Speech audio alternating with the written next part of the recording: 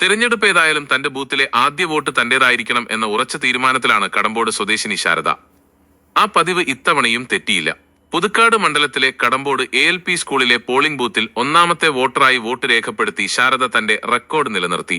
ആദ്യ വോട്ടർ എന്ന ഒന്നാം സ്ഥാനം മറ്റൊരാൾക്കും വിട്ടുകൊടുക്കില്ലെന്ന നിശ്ചയദാർഢ്യത്തോടെ വ്യാഴാഴ്ച പുലർച്ചെ 5 മണിക്ക് തന്നെ ശാരദ പോളിംഗ് കേന്ദ്രത്തിലെത്തി.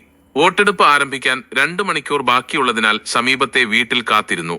7 മണിക്ക് ബൂത്ത് സജ്ജമായതോടെ വരിയിൽ ഒന്നാമതായി നിന്ന് ശാരദ തന്റെ സമ്മതിദാനാവകാശം വിനിയോഗിച്ചു. കടമ്പോട് പോട്ടക്കാരൻ വീട്ടിൽ 58 വയസ്സുള്ള ശാരദ പശുക്കളെ വളർത്തിയാണ് ഉപജീവനം നടത്തുന്നത്.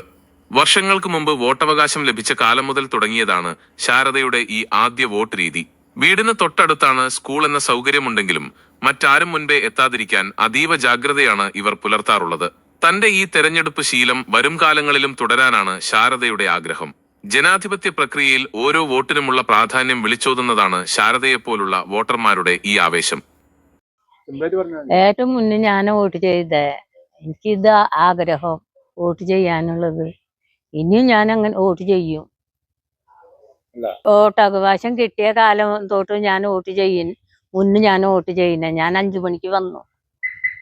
എനിക്ക് ഭയങ്കര ആഗ്രഹമാണ് ഇത് വോട്ട് ചെയ്യണമെന്ന്. ചിലപ്പോ 4 മണിക്കൊക്കെ വരും, ചിലപ്പോ 5 മണിക്ക്. ചിലപ്പോ ഞാൻ വരുമ്പോ ആരുണ്ടാവില്ല, ഒറ്റയ്ക്ക് നിക്കുള്ളു.